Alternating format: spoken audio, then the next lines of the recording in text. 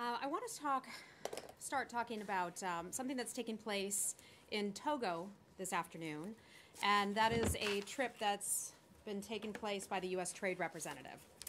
Today, the U.S. Trade Representative Robert Lighthizer and Togolese Prime Minister Komi Klasau welcomed the participants of the 2017 U.S. Sub-Saharan African Trade and Economic Cooperation Forum in Togo.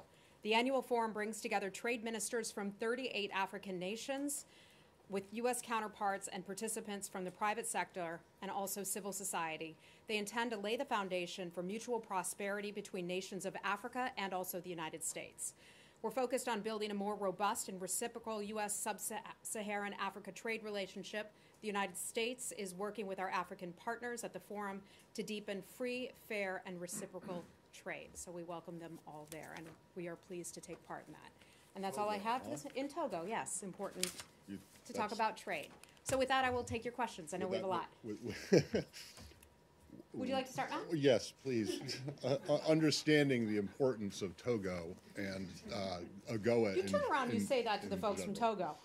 They think it's important. Our folks are there. I'm saying it is important. Okay. I'm not taking away from the importance of Togo. I would like to ask about something else. Yes, sir. Go right ahead. I'll let you guess what it is. North Korea. Can you explain to the American public and perhaps the rest of the world exactly who they should be listening to in the U.S. government when it comes to North Korea and what the United States policy and posture is? Well, I think the United States, and some of you may disagree with this, but the United States is on the same page. Whether it's the White House, the State Department, the Department of Defense, we are speaking with one voice. And the world is, in fact, speaking with one voice. And we saw that as it came out of the UN Security Council with the resolution that passed less than a week ago. The United States, along with other nations, condemned North Korea for their destabilizing activities. They've continued to take part of that. 2 ICBM launches in less than a month's period of time. The world remains very concerned about that. Okay, but you don't think that the president's comments are at odds with those of the secretaries and other officials, or is this kind of a good cop, bad cop routine that we're seeing here, trying to coax the maximum you can get out of the North Korean government? Well, I think we've talked about our pressure campaign, the United States pressure campaign that's backed by many other nations. And we see that pressure campaign, which is a long-term campaign, but that campaign is working. It is ratcheting up the pressure on North Korea. The president spoke about this yesterday. Secretary Tillerson spoke about this by playing back to the United States earlier today. And the secretary spoke about the president's words. I think that is what you're referring to. And he said this: look, the president is sending a strong message to North Korea in the kind of language that North Korea understands. The secretary has talked in the past about how the president is a very effective spokesman. People listen to him, and those were the president's words, sending a message loud and clear to North Korea. So does that mean, and this is my last one, does that mean that you have come to the determination that the only way to get through to Kim Jong-un is with the same kind of bombastic rhetoric? There are lots of ways, we believe, to get through to Kim Jong-un and his regime, okay? And our issue is not with the people of the DPRK, it is with the regime itself. And that message has been strongly sent throughout this administration when the president and Secretary Mattis and Secretary Tillerson agreed that the top security issue for the United States would in fact be, well, safety and security of Americans first, of course, but would in fact be DPRK and the destabilizing activities, its illegal nuclear and ballistic weapons programs that continue to take place. Okay. I assume you have more questions about this. Rich Hudson. Thanks, Heather. Hi, Rich. So in the president's remarks and then in the secretary's comments about the president's remarks, saying that it was the kind of language that North Korea would understand and almost in a way diplomatic speak, is that an approach the State Department was involved in that the president took yesterday? The State Department and the President, the Secretary and the President, have ongoing conversations. They spoke earlier today. This pressure campaign with North Korea is something that we are all in agreement on. Folks in the U.S. government are all in agreement on. So nothing has changed in that regard. Sorry, can you just extrapolate, the president and the secretary spoke today? They did. If this is when he was in Guam or not on the plane? I'm not sure where exactly in transit, though, as he is on his way back to the United States, is my understanding. Exactly at what point or what time, I'm just not sure. Clarified earlier today in which time zone? I'm sorry, that's a good question, Andrea. It happened, let me get back to you on the time of that. But, I mean, but it happened while he was en route back to. I believe it was. wasn't I believe like it was last on. week or anything. No. It was within the last 24 hours. Yeah, how long it was? They spoke for about an hour. So okay, so that means 2 calls in the last since Monday. I'd have to check with you on the first call that you're referring to. I'm not certain of that. I don't recall that. White House announced a call of an hour with General Kelly and the President and the Secretary on Monday morning. Monday morning, East Coast time. Right, There you but, go. I mean, so we have 2 calls now. All right. Okay, Andrea, hi. Good. Hi, could I follow up? The Secretary's call was, though, well after the fire and fury language. Senator McCain and others, Republicans and Democrats, have complained that it was, quote, bombastic in Senator Feinstein's view, not helpful, said Senator McCain, that no other president, not Eisenhower, not Reagan, no other president that he knew of would have used such language. And the implication from all of the critics is that the president's language implied the use of nuclear force. Is that the way the secretary read it? And did the secretary have any early warning from his earlier phone call that this was going to happen? Or did he only speak to the president in the aftermath? He spoke to the president after the fact, after the president made his announcement. You know, as people look at this, and some consider comments to have been alarming, I would have to go back to this. Let's consider what is alarming. What is alarming: 2 ICBM tests in less than a month, 2 nuclear tests that took place last year. As a matter of fact, when there's an earthquake in China, I get many emails and calls from all of you asking, was it another nuclear test? That is how big of a deal this is, at what is going on. Let me just follow up. Let me finish. Okay, please. Sure.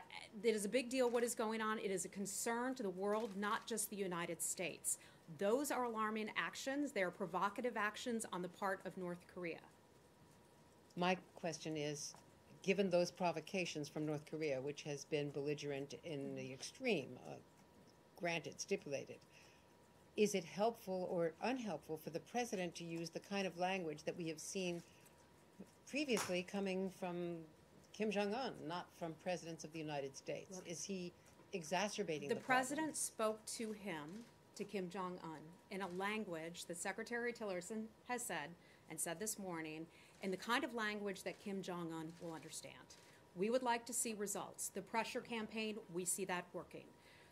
The international community is in agreement with the United States and many of our partners and allies on putting additional pressure on North Korea. The Secretary happens to be coming back from the ASEAN conference, where they had tremendous success. It was a good week for diplomacy.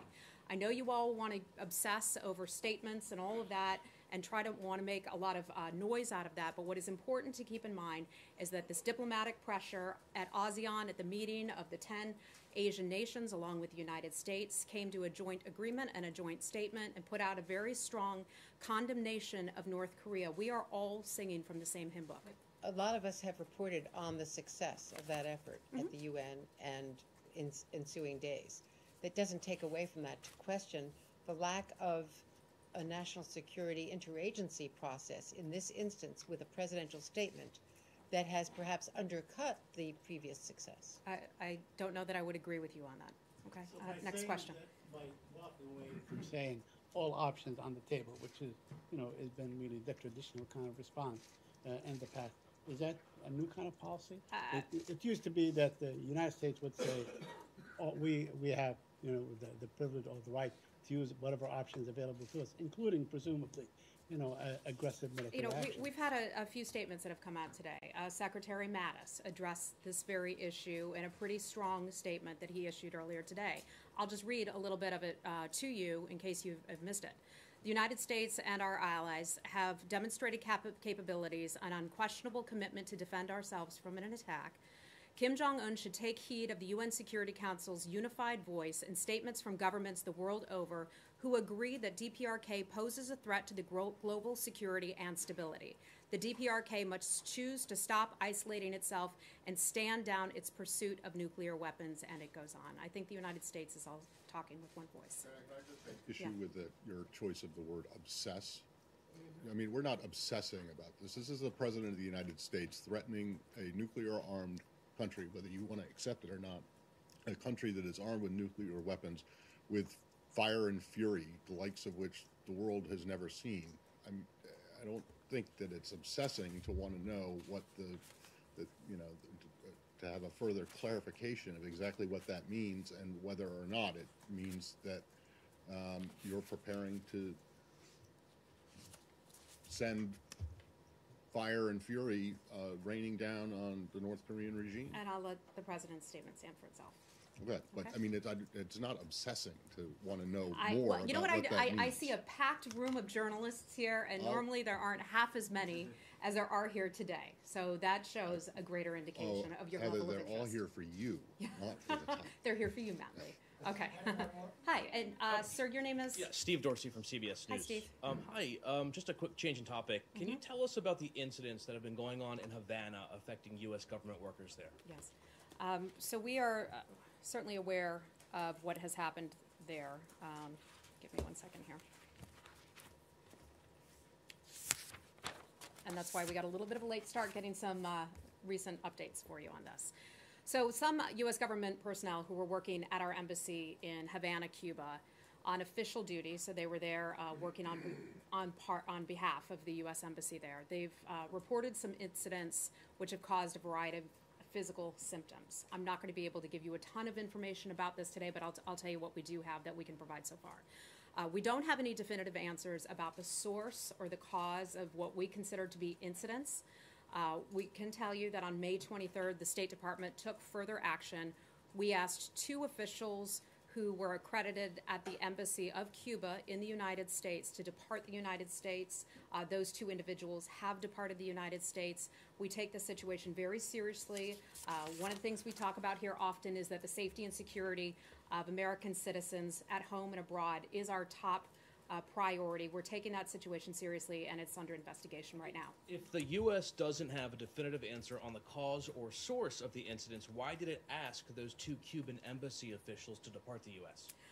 Look, some of our people have had the option of leaving Cuba as a result for medical reasons. How many? I can't tell you the exact number of that, but I can. What was it, in the tens, dozens? I'm not going to characterize it. I do not believe it was that large. Certainly not that large. But we had to bring some Americans home, or some Americans chose to come home, as a result of that. And as a result of that, we've asked 2 Cubans to leave the United States, and they have. In other words, this is a reciprocity thing. I'm not going to call it as such, but we asked 2 people to go home. And how long has this been going on for? So we first heard about these incidents back in late 2016. And who is leading the investigation? The U.S. government is investigating this. I'm not going to get into What it prior to agency? that. I'm not going to get into it. You know which law enforcement agencies we have that would be concerned about this. The State Department is involved, but you could check with others as well. And just real quickly, was it just State Department employees or other employees from other government So agencies? these were, my understanding is that it has only affected State Department employees. This has not affected any private U.S. citizens down there. We take this very seriously. Look, this incident, What is the incident? and that's what we're calling it. We don't know exactly It's been what since 2016, and you don't know what this incident is? what this requires is providing medical examinations to these people. Initially, when they started reporting what I will just call symptoms, it took time to figure out what it was, and this is still ongoing. So we're monitoring it. We provide medical care and concern to those who believe that they have been affected by it, and we take this extremely seriously. So just getting back to my question on reciprocity, and I know you don't want to use the word, but were the 2 Cubans told or asked to leave because of a similar or proportional drawdown in the U.S. staff in Havana because of the symptoms? I'm not going to characterize it that way at all. I can only tell you that 2 were asked to leave, and they did. Yeah, but you're Because what you're trying to do is you're trying to draw an equivalency. You're trying to say, you know, 2 guys were asked to go home, and therefore X number of Americans were brought home. And I'm not just not going to make that comparison. I'm not saying there's a direct proportion, although maybe the Russians might disagree on that. But the reason that the 2 left is because you had to reduce your staff, or have the people who left Havana been replaced? I'm not sure if our people who've left Havana have been replaced. I know that we've given our employees there a chance to come home if they would like to, and they have jobs here. Let me just mention one other thing about this. The Cuban government has a responsibility and an obligation under the Geneva Convention to protect our diplomats. So that is part of the reason why this is such a major concern of ours, why we take this so seriously, and in addition to the protection and security of Americans. Hope I've answered your question. Okay, hold on. Anything else on Cuba? Just give us a sense of, are these medical problems ongoing, or was this a short-term thing? And you've heard me say this here before, when we talk about medical issues about Americans, we don't get into it. So I can just tell you that it is a cause of great concern for us. It's caused a variety of physical symptoms in these American citizens who work for the U.S. government. We take those incidents very seriously, and there is an investigation currently underway. I mean, can you say, are they life-threatening? I mean, the physical symptom wasn't death, was it? No, it was not. It was not. Not life-threatening. Not life-threatening, and I'll leave it at that. Anything else on Cuba? Anything else on Cuba? We're done with Cuba, correct? Okay, let's go to North Korea. Hi. Hi. North Korea reportedly released Canadian pastor Hyun-Soo Lim after 2.5 years in detention. And so do you have a response? And then on the American detainees that are still in North Korea, what are the status of negotiations to release them? I'm glad you asked about that. I had mentioned just a short while ago regarding Cuba that the safety and security of Americans is our top issue and top concern. As you know, we now have a travel ban that takes effect, I believe it's September 1, for Americans who would wish to travel to North Korea. We continue to have a travel warning, and I just say this because it's a good opportunity to remind people we have a travel warning regarding North Korea to anyone who should attempt to go there right now. Putting all of that aside, we know that there are 3 Americans who are being held in North Korea. Our ambassador, Yoon, was over there back in June. And that is when he was able to bring home Otto Warmbier, as you all well recall. At that time, he was able to meet with and put eyes on our Americans who are being held over there, who are being detained over there. I don't have any updates for you on their status. We work through our Protecting Power Sweden to gain access to Americans who are being held over there. And I just know it's an ongoing, obviously, an ongoing area of major concern to us.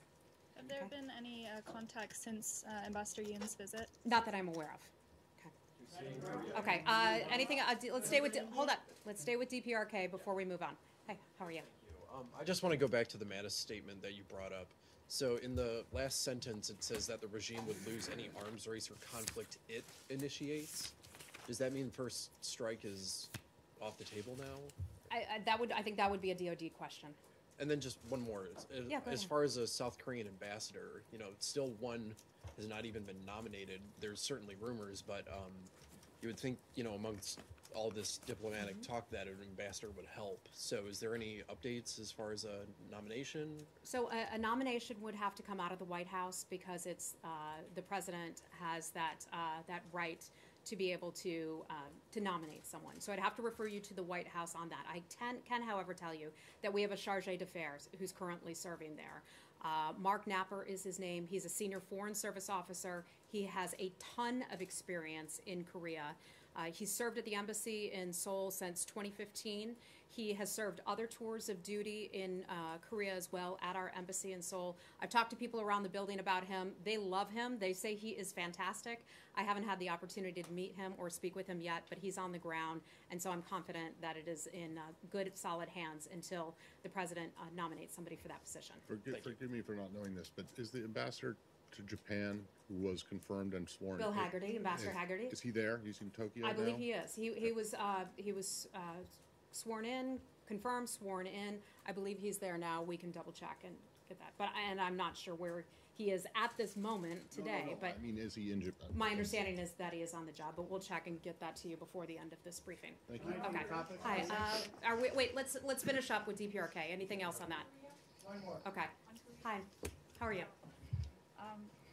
There's a term coined by the South Korean media, which is Korea passing. And Which is what? Korea passing, Okay. which reflects concerns that the U.S. is bypassing South Korea in dealing with North Korea by mainly talking to China, Russia, Japan. So these are actually concerns that have persisted. And I just wanted to ask what the State Department's response to those concerns would be, especially given that South Koreans would be the biggest victims if there were to be a conflict. As on the you know, peninsula. we have a very good and strong relationship with the Republic of Korea. Secretary Tillerson just met with Foreign Minister Kang a few days ago in a bilat on the margins of the ASEAN Regional Forum.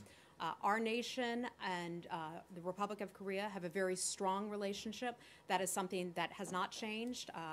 We are alliance partners. That has not changed. We have constant dialogue. I know Foreign Minister Kang was here maybe about a month or so ago, sitting down with Secretary Tillerson and had a very good conversation. Those conversations are ongoing. Okay. Okay. Anything else on DPRK? Up here. Sir, hi. Thank you. I believe you characterize it as a pressure campaign. Pressure campaign, yes. Pressure campaign, which means also that all options are on the table, and I'm assuming that also means diplomatic pressure. Well, that's why we're here at the State Department. So Yes, we focus exactly. on that diplomatic pressure, yes. I'd like to bring up two dimensions to that. I wonder if you can elaborate. The first one is that the United Kingdom has never really signed the UN treaty banning nuclear weapons. And the United States has been a strong proponent of making sure that nuclear weapons are confined. Having said that also, the pressure tactics, or the pressure campaign, as you say, it makes the JCPO that much more important, the nuclear deal with Iran, that is. Now, does this mean... Let me first clear up if there's a misperception here about what the pressure campaign is. And to our folks who are here all the time, I'm sorry if, we've been over this a few times again. But what that pressure campaign includes, and we saw some success at ASEAN over in Asia over the past few days, that pressure campaign consists of talking with nations around the world, asking them to do more to put pressure on North Korea. And one of the ways that those nations are putting pressure on North Korea is by kicking out their diplomats in some instances, shrinking the size of business operations, sometimes kicking them out altogether. That will basically remove some of the funding that North Korea gets and that they funnel into their illegal weapons programs. So by starving them, if you will, of that money, that puts pressure on North Korea. And we're having a lot of success with that. Australia, the Republic of Korea, Miss, you were asking me earlier about the Republic of Korea and our relationship, our strong relationship with them. They took steps. Japan took steps. We've seen lots of countries take steps to institute either their own sanctions or to use our campaign as a jumping off point. So that's what I mean by pressure campaign. I just want to make sure you have a good understanding of that. I appreciate it, yes, I got it. My question really concerning the JCPO, the entire nuclear deal with Iran. Yeah. Now, the administration has been clear about trying to renegotiate the nuclear deal. Is this still the perception, or is this still the position of the United States that it ought to be scrapped in view of we have the not North said Korean, that. We have not issues? said that. We believe that Iran is in default of the spirit of the agreement. The agreement calls for to contribute to international peace and security. We believe that the deal has not contributed to that kind of international peace and security. In terms of the overall JCPOA, as I'm sure you are aware, there are some gaps in that. And that is a concern of ours because it does not take into account the destabilizing activities of Iran. And when I talk about destabilizing activities, I mean all of the work that they are doing in that region of the world to cause additional unrest, killings, attacks, and things of this It's a nature. multilateral agreement. It's not a bilateral. Sir, I'm not going to get in debate you something that I know a lot of people have a lot of other questions. If you want to talk about that more another time, I'm certainly happy to. Okay. Okay. Okay. Sorry. Go ahead. Go ahead, Iraq. Yeah, on Iraq and And Iran. by the way, may I say it's great to see you back. Oh, thank you very I much. know you were out for a while, not feeling too well. You look well. Well, you look well rested. Well, thank you. An Iraqi Shia militia claimed that the U.S. attacked it on the border. It was on the border with Iraq and Syria. And that it killed dozens of its fighters, as well as 7 Iranian Revolutionary Guards, including a commander. And then ISIS claimed responsibility for the attack, and the U.S. has denied it, the Pentagon at least. Can you explain to us what happened there? So we don't know exactly what happened there, but I can tell you this. The reports that you reference are false.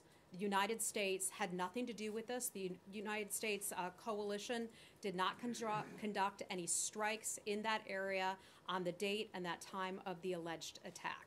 ISIS, we know, claimed responsibility for that attack, and we had nothing to do with it. The assertion that the coalition is conducting operations with ISIS is simply preposterous. And I hope that answers the question. So part of this is an implication that you are saying is false, but the implication is somehow coordination between the U.S. and ISIS? Is without a doubt false. ISIS is the enemy of the United States and the enemy of the world. Sometimes the Iranians try and suggest that. Excuse me? Sometimes the Iranians try to suggest that. Suggest what? That the United States is collaborating with ISIS. If you want to go ahead and believe the Iranian government, you go right ahead. But the United States and ISIS have nothing to do with one another. Other than that, they are a target of ours. Okay. Miss, go right ahead. Thank you. Before Secretary Tillerson's trip to ASEAN, Assistant Secretary Susan Thornton said South China Sea is also a topic. I wonder, since the framework of the Code of Conduct of South China Sea has adopted and also finalized, what's your latest assessment of this framework? Okay, let me just give you a little bit of information on that. Today I've sort of been steeped in DPRK, so forgive me if I'm not answering your entire question here. I can certainly get back with you about that. You bring up the issue of the South China Sea. That was another major issue that was talked about at the ASEAN Forum. So the ASEAN Foreign Ministers Joint Communique, which came out at the end of the forum, contains language on the South China Sea, and that reflects ASEAN's important role in strengthening the rules-based order that benefits all nations, both large and small. We welcome the ministers' reaffirmation of the importance of freedom of navigation. We share their concerns over developments that we consider to be unconducive to regional stability, such as land reclamation. ASEAN also stressed the importance of exercising self-restraint, including refraining from militarization of features in the South China Sea. The communique also emphasized the peaceful resolution of disputes, including full respect for legal and diplomatic processes, such as the July 2016 decision of the tribunal, which is binding on China and the Philippines, as provided in, and I want to just get the language right, so bear with me here, as was provided in the law of the Sea Convention. ASEAN was under tremendous pressure, but still held on to its principles. Okay, anything beyond that I can get to you later. Okay. Palestinian-Israeli issue for a second? We can certainly try. Yeah. Human Rights Watch issued a report saying that the Israelis stripping Jerusalemites of their residency is tantamount to a war crime. I wonder if you've read the report and if you are aware of all that governs such a forced eviction if it happened. Yeah. So, Saeed, nice to see you. You know I always call on you. I know, yes. Seems that when you haven't been called on in the past, you've chosen to vent that in public. Well, our reporters typically don't do that. That's okay. And I want to point out that I'm calling you on I did you not again vent today. in public. That's all right. Yeah. Okay. Thank you for asking that question. I've certainly seen those reports. We've seen those reports and are aware of them. On this, as any judicial case, I'm not going to weigh on that in particular from the podium. I just have to refer you to the government of Israel for specifics about those cases. But you do have a position. If this happens, if stripping 15,000 Jerusalemites of their right to reside in their own hometown and forcing them out, that would be tantamount to forced displacement, correct? I would just have to say we're aware of that report. We'll continue to monitor that, but I'm not going to weigh in on every case from here. Okay, and one last follow-up. The King of Jordan, who was a great friend of the United States, an ally, was just in Ramallah meeting with the President of the Palestinian Authority, Mahmoud Abbas, and they called on the Trump administration to state publicly that it is for a two-state solution. Do you have any comment on that? I do not, no. Thank you. Okay. Okay. But you don't have any comment on, On what the King of Jordan called for. right, I but don't. does that, but is the administration in favor I'm, of a I'm just not going to weigh two-state in. solution? I'm just not going to weigh in on, you know, every world leader and what he or she has said about any particular situation. You know, as a general matter, as I'm sure you know, we've talked about this here before, regarding a two-state solution, the president has talked about this very clearly. He's made this a high priority, and that Mr. Kushner and Mr. Greenblatt have done a lot of travel over the region to talk about these types of issues. And we have long said that at least in this administration, that whatever solution both parties can agree to, they both have to be willing to live with and adhere to. Okay, that's all the question Okay. was, asking, looking for that kind of an answer. But, you know, the King of Jordan isn't just like, you know, some guy. Of course not. He No, is- he's a very valuable Well, when you partner say you're and not going to friend. respond to every Well, no, I want to make that every clear leader, I mean, as a set of principles here, and you all know this, that there are lots of people around the world. Some are friends, others we don't have as great of a relationships with, but I'm not going to comment on everything that everybody says. Okay. Yes. Okay. Russia. Secretary I'm sorry, your Rex, name is? my name is Shirley Wei from China Central Television. Okay. Hi. Secretary Rex Tillerson said he's going to respond. Russia expel U.S. diplomats by September 1st. Why United States set this time a deadline to respond? And is that mean United States is waiting for Russia to changing attitudes, or will this action or respond will save U.S.-Russia relationship? We have talked about this a lot here as well, and that is the U.S. relationship with Russia is certainly at a low point. That is no surprise to anybody who sits in this room and comes here often. The Secretary had a meeting with his counterpart, with Foreign Minister Lavrov, overseas on this last trip. That low level of trust still exists. The Secretary, after the meeting with Mr. Lavrov, which took place in Manila, by the way, agreed that they should continue to find places of agreement where our two nations can work together. One of the places where we can work together is in southwest Syria in a ceasefire. That may not seem like a lot to some folks around here, but it's an area in which we can work together, try to build trust, and try to find areas of mutual cooperation. In the areas where we do not see eye to eye, the United States will continue to advocate for its principles and its policies with Russia and frankly, the rest of the world. In terms of the expulsions of our U.S. diplomats and other citizens who are working over there at our embassy, we consider that to be a regrettable step. We've been very clear about that. Limiting our diplomatic presence there calls into question Russia's seriousness about trying to create a better relationship with the United States. We would like to pursue better relations. You know that. We've had the channel with our Undersecretary Tom Shannon and his counterpart as well. We would like to have a better relationship with that country, but there's a lot of suspicion on the part of certainly of Americans. Okay. All right. She asked about the September 1 deadline. Isn't that the deadline that the Russians gave you to reduce your staff? Look, that is a number that nation threw out there, and the Secretary said we'll have a response by that time. Right, but that's the reason that he said you'd have a response by September 1st, because that was when the Russians said you had to. Right? I'm aware of that. Yes. No, I just want to make sure that is correct. He had said he that didn't pick it arbitrarily. I don't believe that was picked arbitrarily. Okay. Anything else on Russia? Anything else on Russia? India. Russia. Nothing. Okay. I guess we're done then today. All right. Okay. Thank you. India. Oh. Are you Goyal? Yes, sir. Oh, Yes, Goyal. madam. Thank you. You're in trouble with me. Okay. Misstated some things that we talked about here at the podium, but go right ahead. Yes, madam. My question is, before going to India, can I go back on the sanctions, please, quickly? Sanctions on which? UN sanctions on North Korea. On North Korea, yes. Of course, We've been doing Nikki too much skipping around from region to region today. Let's try to okay. Let get all our DPRK questions out of the way. Move on to other places instead of jumping all around. Okay, this is going to be the final question. Go right ahead. Madam, thank you. Of course, Ambassador Nikki Haley did a great job by bringing all the 15 members of the UN Security Council on sanctions. But how much can we trust China? Because some experts are saying, including on the television, even the security and from the Pentagon, that North Korea is baby of China, and it will be difficult by China to impose or enforce all these sanctions against North Korea. So here's what I'll say to that.